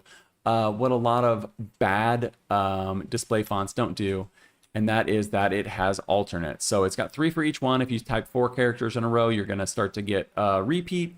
But I think 3 is, you know, for a typeface like this, 3 is the minimum, but 3 is, I mean, 2 is really the minimum, but 3 is the practical minimum. If you're buying a font, I hope you have 3 alternates for a display like this. But yeah, you're getting not 3 alternates, but 3 different versions of it. So you've got 2 alternates and the regular one. But that makes Angelo much more interesting to me because now we can do the Mississippi test, Mississippi. And you can see that we are going to get the 4th one to repeat right here. But, you know, or actually we're getting a couple of them. Let's go ahead and do a different alternate here. Does the S only have? No, there it is. Okay, that's one of them. We'll get it. There it is. Do some of these only have 1 alternate? So there's not actually 3 alternates for all these. I don't like this quite as much anymore. But I don't know. The E's look like they have just 2 alternates. Interesting. So 2 is, you know, the bare minimum. I mean, it's not like Schlop or something like that where it doesn't have any alternates. It's not like Ransom where it doesn't have any alternates. But yeah, you'd probably run into problems there pretty quick. Yeah. That's not going to be fun. And the C, the alternate on this is so minimally different. Oh no, we crashed it. Okay. We crashed it, guys. I don't typically, Affinity doesn't crash on me too often. I think this new, you know, the old version never ever crashed on me. The new version has crashed on me a handful of times, and I'm not sure how much we lost there. Recovery file, we'll find out. Let's see. So we didn't get all of our untitled stuff that was broken. I mean, that's fine. I have a specific live file for this. Let's go ahead and save this. Yeah, Affinity doesn't crash on me too often. Obviously, when it does, it's always frustrating, but sometimes you get that backup file there. I accidentally put that this has 9 styles. It only has 1 style. And you've only got, you know, 2 alternates, 3 at the most for some of those. Brant doesn't have, oh no, Brant has 1 alternate as well. So you're going to start to repeat as soon as you type 2 characters. That's just the problem with these display fonts. I don't go heavy on the display fonts that are like this. You know, we saw the chalky one earlier with Sammy. We just saw Angelo here. Looks like it was scratched with a nail. Now we've got Brant here. Looks like it was painted with a thicker paintbrush that's a little bit dry. These I stay away from because as soon as you type 3 eyes on a poster or something like that, you've given it away. So, but Brant also only has 1 style. I apologize. I've mislabeled some of these, but I think it's because I had these IDKs. I was doing the price and then I was doing the styles. And as I got through these, each one of these only has 1 style. Brockman's a little bit more interesting just because of the flow of this. I really, really like the way that it flows. I feel like this is a very nice script. I wish it didn't have these little lines through it because you could get away with a lot more if it didn't have those. Because if I can get the caps to go, as you can see, there are no alternates for this. You get the D, D, D, D, D, E, E, E, E, E. They're all exactly the same. And maybe you're thinking like, oh, well, you're not going to type all caps in a row like that. Yeah, that's right. But you type your lowercase e's, which is one of the most used in the Latin alphabet, at least, which is what we're looking at. And you can see, while they do connect together beautifully, those bits of distress on there ruin it pretty quick, in my opinion. Also, just 1 style on that Brockman. This would be like a $16 font, so you get what you get. I know these are free for us, but yeah, these would only be $16 fonts. These I feel are kind of tacked on at the end. Like I said, you can't even buy them anywhere right now. Most of these, any of them that say IDK, you can't buy them anywhere. There's ghosts online. I'll show you a couple here in a second. 3 of them that do exist on MyFonts. But yeah, most of these don't exist anywhere. I don't foresee you using them very often, if at all. They're kind of cool to look at, but you're probably never going to actually use these. If you do, it's going to be for something super silly, some throwaway project that doesn't matter because, I mean, what are you going to do with a display font like this that has all these repeating characters? Herman, though. Herman's pretty interesting. Herman is one of them that is still sold on MyFonts. I apologize for all these 9 styles on these last few fonts here. Because Herman does have repeating characters. You're not going to get a different anything on this. Even if you go lowercase and uppercase. Oh, I apologize. You do have 2. So they're just slightly different. Let's type a few S's here. They're real slightly different. You can see this one here is just a little more curved on the bottom of that S, whereas this one's a little bit straighter. So that's kind of nice. It gives you a little bit of consistency, but yeah, I mean, you're still going to give it away pretty quick if someone's looking close, but I feel like a font like this, that's like this big fat marker, you can get away with it a little bit more. So Herman, in my book, is a win, even though it does kind of break the rules. At least it has one alternate on there. You can see the E's; those are pretty significantly different. So you couldn't do a ton with this one, but it is pretty fun. And for a $16 font, if you were paying for this, obviously they're all free for us, but if for a $16 font, I think you'd be getting your money's worth if you paid for that. Highlandia. This is another one that's on MyFonts, so the $16 price tag is right. The 9 styles is wrong. But I don't know. These types of fonts are hard for me to judge because they're just not for me. You know, these real playful, scripty fonts. My daughter is like 8 months old, so I'm not even in an era where I would be considering this for her yet. I apologize. The Red Bull's making me burp right now. That's not good for that's not good for on screen. There's nothing necessary, there's nothing inherently wrong with these typefaces. They do connect pretty well. You're not getting any weird gaps or anything like this. This is still coming out of the Fontsmith collection, which, as we've noted several times here, this is an excellent collection filled with high quality fonts, and you can see you're probably getting some ligatures and stuff in here. Let's turn those off and we'll see how much this gets spread out. If we turn off the standard ligatures, nothing happens. If we turn on discretionary ligatures, absolutely nothing happens. So I don't know what you're really getting out of this. Let's check the glyph browser. You got some good language support on it, but yeah, you don't have any alternates. And you have 2 ligatures, the FI and the FL. Let's go ahead and type those out just so you can see. FI versus FI. I don't know. Most of these characters work so well together. I don't even know that you need a ligature for the FL versus an FL. Let's turn this off. I apologize. Let's turn off the ligature on this one. It does nothing, guys. They have a ligature in the character in the glyph set, but it does nothing. So Highlandia, another one of those fonts. Mogul, another one that doesn't have a price tag because you can't buy it anywhere. Looks like it was stamped with a sponge. Maybe this was made for some very, very specific purpose. Maybe you could find a purpose for it, but I think you'd be better off doing this yourself. Hand letter what you need to letter with this, unless you needed to use this for, I don't know, the end credits of a movie or something like that. In that case, there's probably a better font than this. But yeah, it's free. You get what you get. I do like the little dot and the O that differentiates it from this O here, but the Q, just that little line underneath, maybe in context that would work, but I do like the dot and the O, so they were thinking about our legibility at least. No, wait, does this actually have fractions? No, it doesn't. It's just an option on there. I should have hid the irrelevant features and that would have gone away. We just have 3 more left here. Thanks. Thanks for watching, guys. Thanks for hanging out. If you made it this far, that's crazy. I don't know. I'm not going to be one of those guys that says leave something in chat, but leave a comment. Leave any comment at all.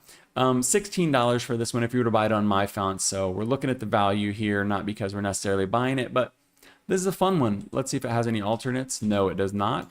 So if we did our Mississippi test, it's going to look pretty ugly. But oops. Man, if you're wondering why I'm always hitting V, it's because my muscle memory from years of Adobe has not gone away, despite the fact that I have not used Adobe in over a year and a half at least. But yeah, it fails the Mississippi test pretty hard, but it's fun. I think this could be like a nice starting point if you wanted to build out, you know, some custom hand lettering and stuff like that. Check the EULA. Don't listen to me. Maybe you're not allowed to. But I like the vibe of this. I just wish there was a little bit more to it. But it's free. If you paid for it, it'd be $16. Again, I think you're getting the value out of it that you would get. Vincent, this is like, you know, bubble letters that someone filled in with an ink pen and missed a bunch of spots. I don't know what you would use this for. It doesn't have a price tag because it's not available anywhere online. You do have alternates though. You have two versions of the I there, two versions of the E. As soon as you type the third one, you'll start to see repeats, but could be worse. Vincent has at least one alternate, so you might be able to use this for something. It's not you know, it's not the ugliest font in the world. Just one style on Vincent though.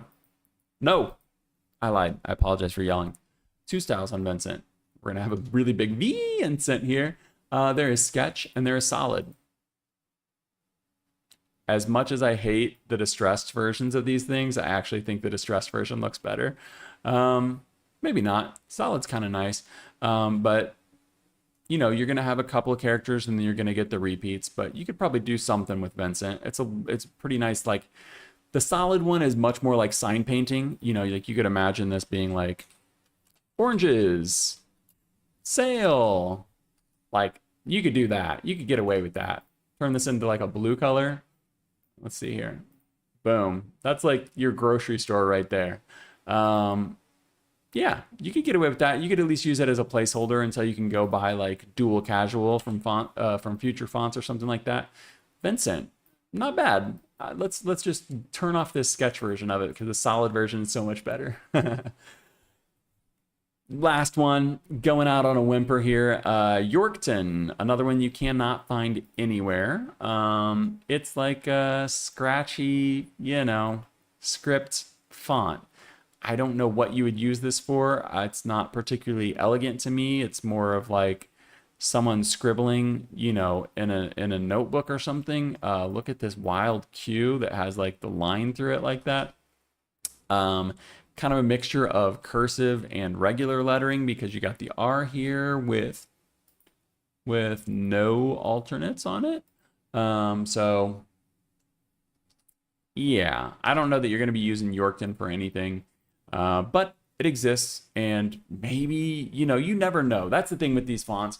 I never throw away any fonts unless they're corrupted and they're gonna, like, you know, make my software crash. I don't throw anything away. I just deactivate it. Like I said, I use FontBase, so I rarely, you can see I have 154 active, and that's only because I was using typography news stuff. If I turn those off, oh God, I just turned them all on at once. This thing's gonna crash for sure. Let's close that. Let's quit that as well. Yeah, I typically don't have a bunch of fonts active on my PC because I don't want them to slow things down, and I just don't want to have to deal with them. So it's kind of frustrating. Now that we're done, let me give my finals review on this. I think that this is an excellent collection. I guess I can go ahead and do the big face for this final. Oh, look at how sweaty I am. Look how shiny I am. Thank you for everyone who watched. I know that this is a long video. I think this is more of a replay video. Most of my live streams are replay videos, but I do appreciate you, those of you who are here right now still, and those of you who stopped by. Don't be afraid to chat next time. I think that this is an excellent collection as a collection of fonts, as a collection of typefaces.